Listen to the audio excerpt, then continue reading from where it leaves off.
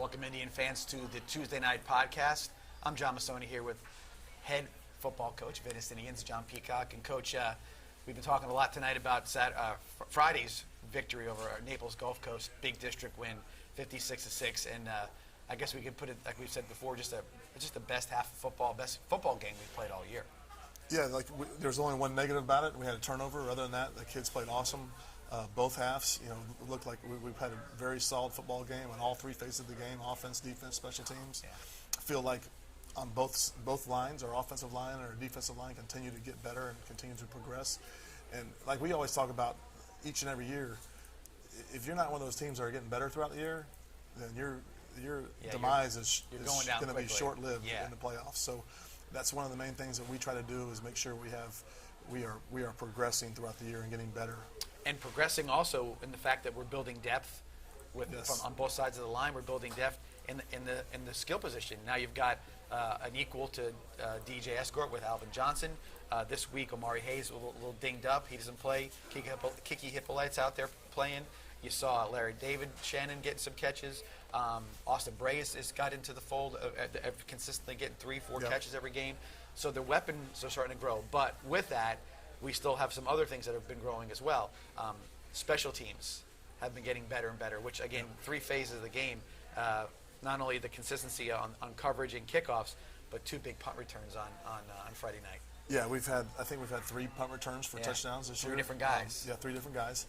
And so I think those guys are starting to take some pride in our punt return team, for one, which is nice to see, the guys that are actually the blockers. And so that's really nice to see. And whenever you get a unit doing that, it's only going to continue to get better and better. And, you're exactly right with the emergence of Alvin Johnson, where we started the year, we didn't have that for sure. We knew we had DJ, and we knew we had some good guys behind them, but we didn't have anyone that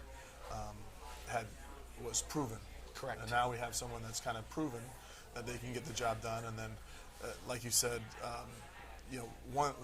Omari Hayes. I mean, we're praying we get him back before playoffs, because he's someone that really can't be replaced in the things that he does. So, that's one thing that we're really trying to get him back, before the start of the playoffs happen. So. But you're right. Kiki did a nice job when he stepped in. He had a nice catch, had a nice first down. Yeah. And then our offensive line, we lost Matthew Peevely for a few weeks, and he's getting ready to be back to practicing. But then we were forced in a situation where we had to play MG, and just Sunday, MG got offered by Louisville, first Power 5 offer, and MG is really doing a fantastic job. I mean, you would never guess that kid's been playing football for 8 weeks. Yeah, and I thought you say physically.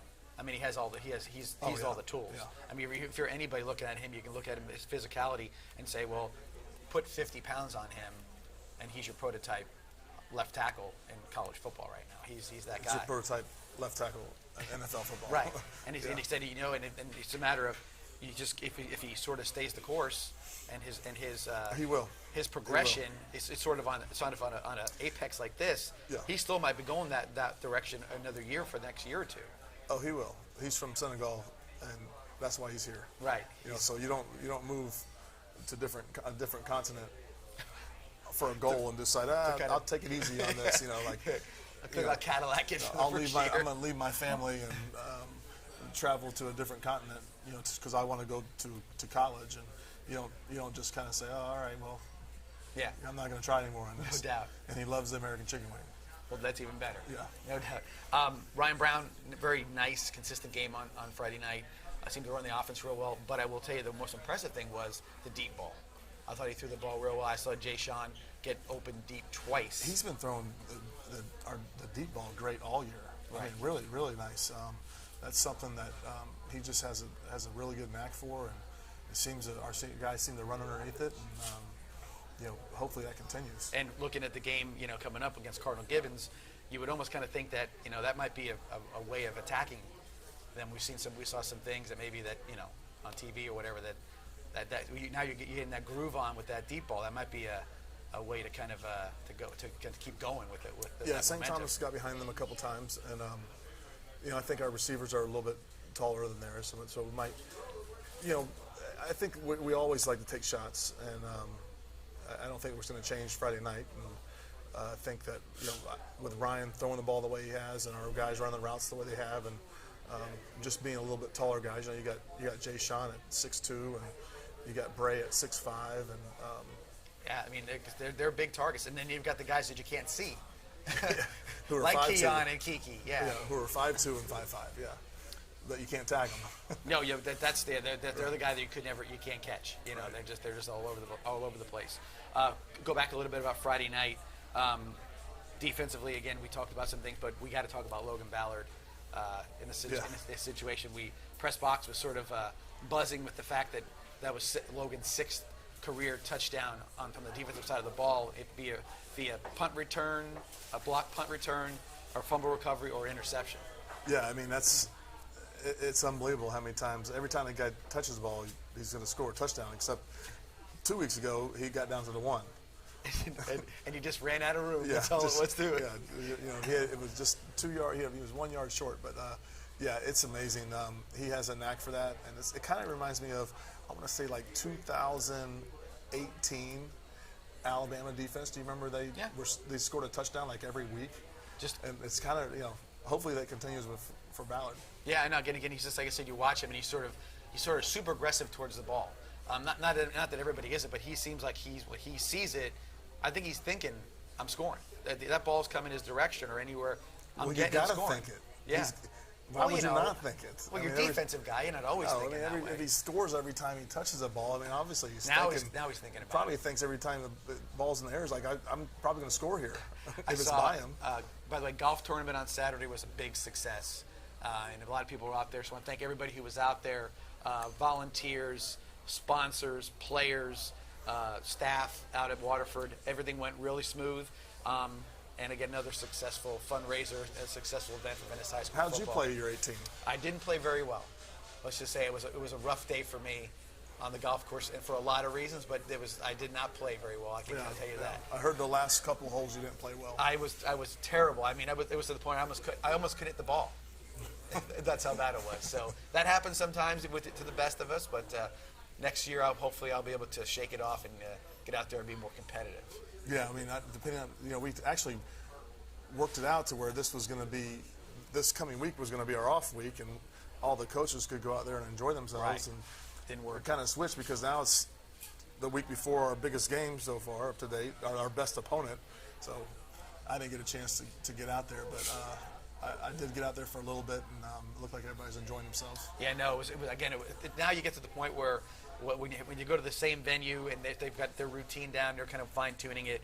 A lot of the people who play have played for almost 15 years in a row. Hey, it is a great tournament. I mean, you get there, you get your breakfast, you get Chick-fil-A biscuit. Thank you, Chick-fil-A. You got a tent over here that's making your breakfast cocktails, and then throughout the course, I mean, there's a cooler at every course if you need a water or absolutely. whatever you need. You got great volunteers. Like it's almost like you could call them half trainers, hydrators, half cheerleaders, half having a good time. Yeah. People, photographers. Photographers. They're running around and they're keeping everybody.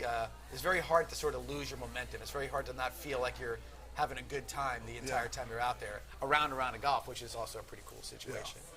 But again, thanks everybody out there. That was awesome. We really did enjoy it a lot.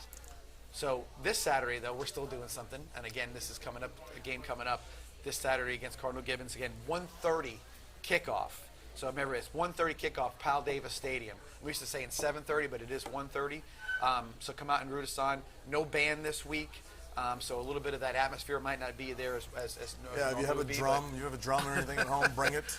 Maybe you can beat it like they do at the Kansas City Chiefs Stadium. Don't do like Tennessee did. Cowbells or bring something. Golf balls and whatever else they threw on the field at Lane Kiffin. Yeah, don't throw anything on the field. We don't want any of that stuff. We want to have a good, wholesome good time.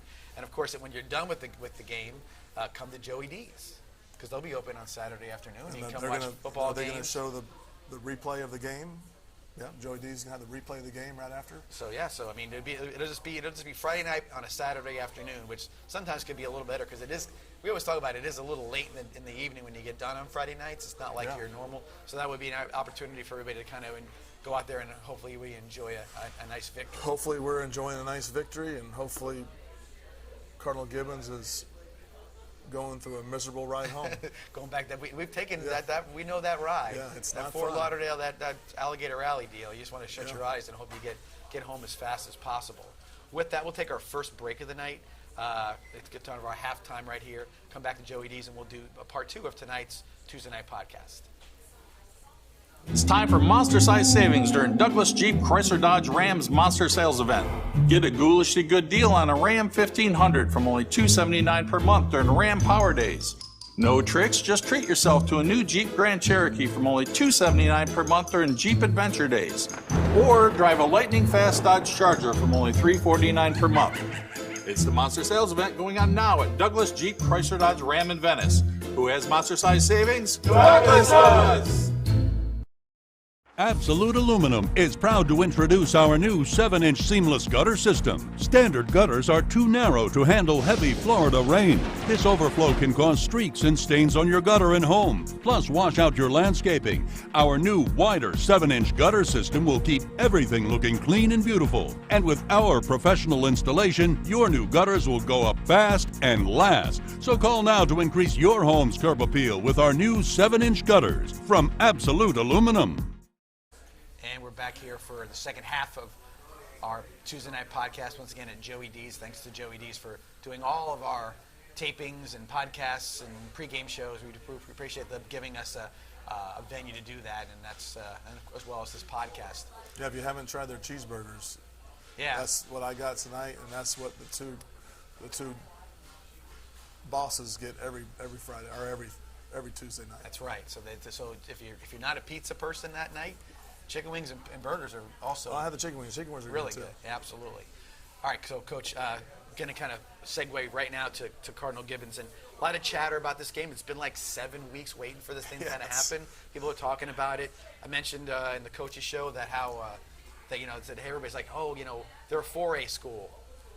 It doesn't matter that they're 4A. No. I mean, 4A, 5A, 6A, 7. The top of the crop is always going to be very, very good team. That's like saying, oh, they're a private school. Even worse. That's right. That's the worst part of that. Yeah. So they got a little bit different rules to play with, and so we fully. I mean, you're not going to see a small team. You're going to see a quality team. At the beginning of the year, we were like right behind each other or right next to each other. I think they were a little ahead of us in the preseason rankings. From the state perspective. They were the highest ranked team on our schedule. Correct. That was for sure. And Edgewater was highly ranked as well, and obviously Northwestern, if you counted them in the kickoff classic, would have been another one of those as well. And Cocoa. Right. And look, Coco's 4A. Coco's actually on our schedule right now. They're actually the highest ranked on our schedule right now. So you think again a 4A school, and they're playing another undefeated team this Friday. Like their schedule is unbelievable. And you got to give them credit for it because that's what we try to do, and they're doing the right. I mean, so come playoff time, you better be. You're going to be more than seasoned. You're going to be. Oh, they're going to be they ready will to be go. Ready man. to play in the playoffs. No doubt. For sure. With that, like I said, so you hear a lot of things over the last 7 weeks. Rumors about what Cardinal Gibbons does and doesn't do, and their coach. I heard their coach is like some relation to or has some connection and somehow a brother-in-law to Mike Leach, the coach from Mississippi State. No, that's not true. All right. Well, I hear a lot of things. The rumor mill starts to kind of go around. He runs the air raid offense. He's okay. He's a big air raid guy. So, and their quarterback, the quarterback does a nice job. He's a kid that transferred in there this year, and he does a nice job of one of the biggest concerns is he buys some time in the pocket. I mean, he escapes that pocket and buys time and finds their receivers downfield. And this is not something like happens once or twice a game. This happens like once or twice a series. So we got to do a good job of keeping him in the pocket and not letting him extend plays. And then we talked also about how well the defensive line has been playing the last few weeks. Where they're using their God-given talents. And it seems like they're not reacting. They're just going out and they're just putting it all on the line. we got some special players on the D line, obviously with George and Damon and Kentai, and now we got Michael Clayton playing McKalen Clayton playing like he has portions of the game where he takes over. Yeah, no, he He does literally takes over. And one thing I noticed about him too, that he pursues downfield as well as anybody I've seen from the D tackle position. Yeah, we knew he was going to do that because he was on the scout team all last year. I mean, look, our scout team last year we had George, and we had McKalen. Like when they wanted to, they kicked our butts. Like when they wanted to. Yeah, so, he's definitely been in that on the other side of it, kind of like what we talked about in the coaches show about when the twos get in the game. So, yeah, we're excited. We know we have a big task at hand, and we know this is the best team that we've faced all year. So, and our kids do too, and that's one thing. There's a couple things working here. You got them coming fresh off a loss, where maybe angry. Yeah, how we would coach where we're coming off a loss, and how and we've talked about before about the attention to detail you have when you have a loss, when you're watching film, when you're preparing, and like, we got to fix this, we got to fix this, we got to fix this. And even though we try to do that and emulate that each week, even when we're winning, there's no way that it's just different. You can't. It's hard to try to convince somebody, like say last week's game, right, where everything looks real good, to say, well, you didn't do this quite right, and you're like, well, coach, I had 2 sacks, or I had an interception for a touchdown, or whatever, and we didn't give any points, so right, are we really in that bad a shape? And so that's kind of what goes with that. You say to yourself, okay, there's going to come a point where a quarterback who can scramble around quite a bit is going to frustrate them, because now it's not. The D line might be all there at the same time. He gets out, and it's imperative that the guys in the back 7 are making the play on that guy, or making sure they're doing the right thing as well. So I think that's going to be interesting to see how they kind of sort of take, not necessarily in an adversity situation, but just a play extension or some success, maybe that they haven't seen the last couple weeks against the last 2 opponents. Yeah, I mean, like I said, they're the whole package. There's no real weaknesses on their team. They got a strong defensive line. They got a really good linebacker. He's probably the best player on their team, 55. They're very solid in the secondary. Their offensive line, they have 2 or 3 returning starters from last year, and they won a state championship last year, by the way. Right. Their offensive line is huge. We just talked about their quarterback. Their receivers all run good routes and make catches and make plays. So it's going to be, and their special teams are good. Their return game is good. Their kicking game is good. So they're really well coached, and they got really good players, and it's going to be a heck of a battle. It really is. I mean, and if you're looking at them and saying, well, they're 5-2. Well, their 2 losses are St. Thomas Aquinas and American Heritage. There's nothing to be ashamed of for those 2 losses. Again, on offense, you talk about 55, and then you mentioned the D lineman as well, number 7. 99-7, yeah. 99's the interior defensive lineman. He does a great job getting off the ball. Is very, very strong. He's about 6'3", looks to be about 290, 300. And then number 7, their edge rusher, is extremely fast, plays a great effort, and he makes it tough for anyone to block. Ryan Brown last week, again, very efficient game, 8 of 11, 216 yards, 2 touchdown passes. Both those touchdown passes, long, deep throws.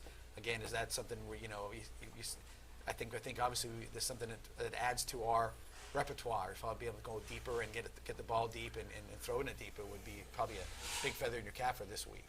Yeah, well, Ryan has been doing a nice job throwing deep balls all year, and he's got a real good knack for it.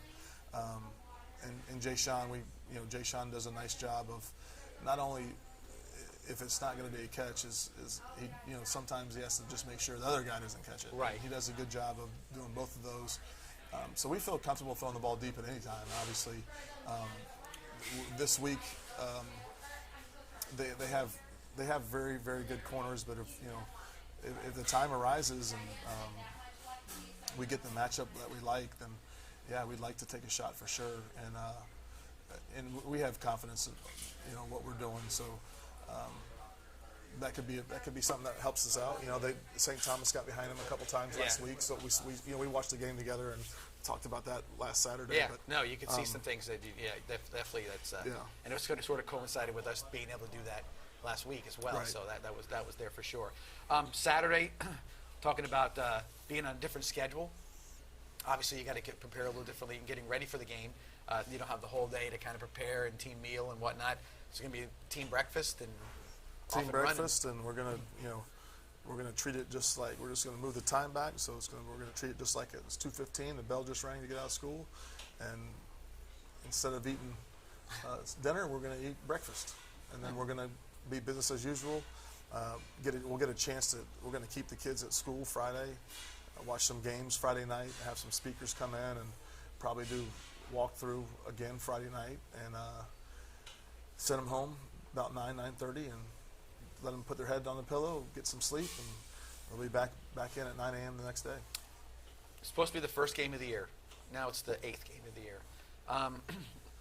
Looking backwards or looking as a whole, is it kind of a better scenario where you have you're kind of culminating your season with Gibbons, Riverview, and then you have your North Fort Myers game to end it, or do you prefer it to be at the beginning of the year?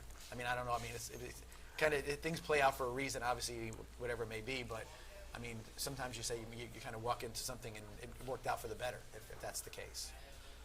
Well, you know, you would like to have this week off to kind of get the kids back healthy and legs, whatever it may be. But we have been able to give the kids. We went really light this week. I mean, we start practice at 2:45, and this week we're off the field at 4 every single day. So, with that being said, you know, we are bringing it back down a little bit. But it would be nice to have been able to prepare for Josh Spurrier for a few more weeks in Riverview. Right. They're going to be 8-1 and probably the best team in Riverview high school history. So, we're going to have our hands full there. Yeah, because that's the one thing I said.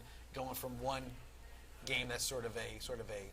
I think just a simple fact of Riverview being a district game, that you'd like to, instead of having these last 5 weeks to get ready for Cardinal Gibbons, you have 6 weeks to get ready for Riverview. Right. So, but we'll see. We'll regroup after this, and we'll go with how it goes. Yeah, no, like I said, sometimes it is what it is. You got to who to expect. That was going to be the case week 1. You don't know how it's going to go, and heck, now it's going down. We didn't know if there was going to be more postponements, and fortunately there wasn't. We started the season off week 1, and our first game gets canceled, and you're like, gosh, is this season even going to happen? It's going to be this. How many times is this going to happen to us? And luckily, they're still coming this week. Everything's good right to this so, point. hopefully we'll get the game in, and other than that, I mean, I can't foresee anything else getting canceled. Area-wise, as far as in this area right now, you sort of see in the shakeout the teams that are kind of maybe we expected to be looking good in the area are doing so, with maybe a few surprises. I mean, anything you see that's surprised you in regards to the area as far as football is concerned? It kind of all, obviously the Manatee is surprising. Yeah, that is surprising. It's surprising how good Riverview is. I didn't think that. They would. I thought that they had a lot of seniors last year, but then I've seen film on them, and like I said, it looks like they have the best Riverview team they've ever had in school history. So, I'm just kind of shocked at that. Palmetto's good, which is not. I mean, they seem to be. Yeah, Palmetto's good. I think Palmetto's a lot better than their record. Yeah, I think so too. But again, they're doing sort of the same thing. They're playing quality opponents. Yeah, and then that's going to help them with their points, and they're going to be sitting there in the playoffs thinking, I'm glad we did play these guys. Do you think that at some point in time, that with the way things are going, I mean, that it's going to be a situation where if you don't step out of your comfort zone, I mean, I'm not going to pick a team out of here, but somebody who's playing local teams only, kind of doing their own thing in the district, that you're going to get left behind or sort of. You do get left behind. There's no doubt about it. If you're not playing quality opponents each week, and you're not playing, the best people you can possibly play, because when I'm making my schedule, I am looking for one thing. Like, there's our district games. I can't control that, but other than that, I'm trying to find the best possible opponent we can play. I don't care if we have a chance or we don't have a chance. I'm trying to pick the best possible opponents that we can possibly play each single week. Now, with that being said, I mean, our record might not be as good as what it could be if we were playing local teams. Now, if we have a local team that's good, right? You're jumping on like that. Manatee and Palmetto. Yeah, we're going to play those people. But if not, Cocoa, IMG, whoever, Edgewater, whoever else we can play. Right. If you were, let's say you were an up and let's say you're a first year coach right now. You're playing. You right away. You play somebody, right? Right away. Right. Right away. Because if you don't know what you need to do. Your kids don't know how to compete at that level. Your kids don't know what it takes to win, and you're not. What are you building? You're building. Well, okay, I'm not trying to knock on anyone or no. to put anybody down, but let's just take Sarasota. Right. We played them week 4, right? Yeah, because we had 3 games. One that we didn't play, but it was week 4. Yeah, our 3rd game, but week 4. Was it week 4? Mm-hmm. So they were 3-0. Yep, we were 2-0. What's their record right now? Right, and you're right. I know. You know what I mean? 3 and so whatever. did it help them to play those 3 games? And I don't know. I don't think it does. I would. Going into the season, I was looking at it like, man, we could be 0-3. We could be. You actually, you said that at one point. You were not not doing this, but you said it could happen, but we could be better for it. I said we could be 0-3 going into the Sarasota game. I said, but if we are, we are. But we're still going to be better than if we were 3-0 playing nobodies. Right. You know what I mean? It's just a fact. I mean, you got to think of just think of their last 4 or 5 games. Right. Like if we're not getting better in practice, like our kids don't know. They wouldn't have known how to. They wouldn't have known how to. If we played those first 4 games now, and now we go to play Cardinal Gibbons, they would destroy us. Right. If those were our lead-up games. Right, and you said that's saying. So that's when you're building what you got with as far as the muscle memories and all that, because you've now you're playing against you've played against the very good bunch of athletes, and then now you're saying, okay, I know what I have to do to get good against these guys. It's got to translate to the rest of your schedule. If you're not playing the teams that have the athletes and that are good football teams, how are you going to know what it's going to take to beat a block? How are you going to know how you're going to have to know what your pursuit angle is going to be? How are you going to know how far off I got to play in coverage, or where's my comfort zone, or how big's my window really when I'm throwing the ball? It's just there's so much involved. And talking about it too, so we always say 6 out of the 8 state champions come from the Miami area. They all play each other. They all play each other. That's where they're getting better. Yeah. Again, Cardinal Gibbons loses to St. Thomas Aquinas last week. I guarantee it's made them better. They made them better. Right. That makes them better. And that's the big thing I'm worried about is they played one of the best teams, in South Florida, and we haven't really met any resistance in the last 4 weeks. Right. Right. So and they have. So kind of where's that put us and where's that put them? I don't know. I mean, hopefully, I think that these last 3 weeks of us going one-on-ones a lot is going to pay off. And I think a lot of times too, based on what the culture you've created with the program, that those guys that are the athletes at Venice High School football are saying, okay, I've been waiting for this one. They have. Now they're going to their approach is going to be, this is my chance to shine. This is my chance to show those guys what I'm all about. Right. And then, as opposed to saying, well, I got this because we beat so and so 56-6 or so and so, whatever. Yeah, this is the first week that I've even playing when we went to play Edgewater, like, Coach, Edgewater. I'm like, yeah, Edgewater. They're really, really good. And by the way, Edgewater's 7-1 right now. Right.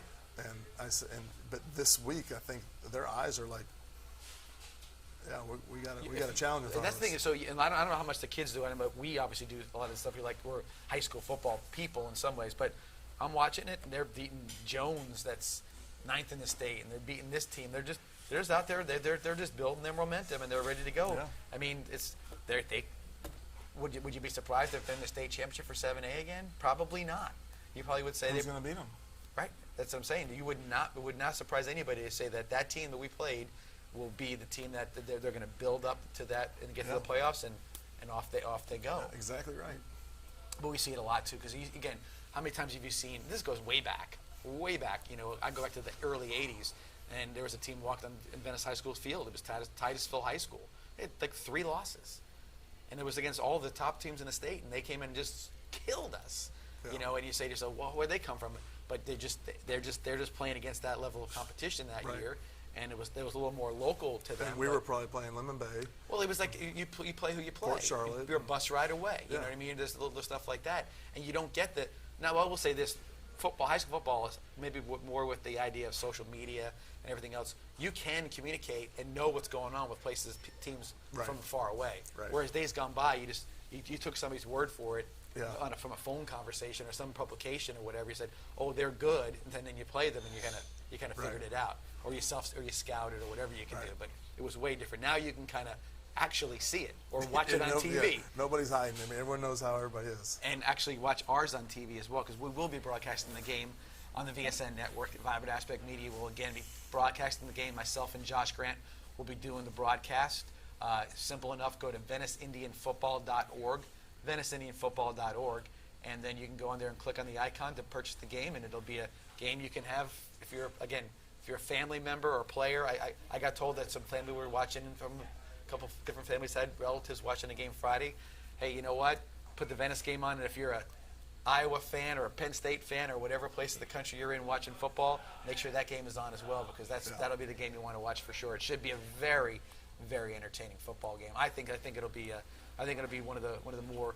I think with both teams coming into this thing and sort of waiting for each other, I think sort of maybe there's been a little buildup of energy, more so maybe than the first game would have brought around. Yeah, I think you're right. I think, like I said, I think our kids are taking a better approach for this one than they would have on week one. Right, I totally agree. All right, Coach, there's another podcast in the can. Yeah. And we're looking forward to everybody to coming out on Saturday. Again, we thank the Vibrant Aspect Media guys, Josh and Francis, for doing all this legwork for us and get us on the air tonight. And thank you to all the fans watching the podcast. We'll see you here next week on our Tuesday night podcast.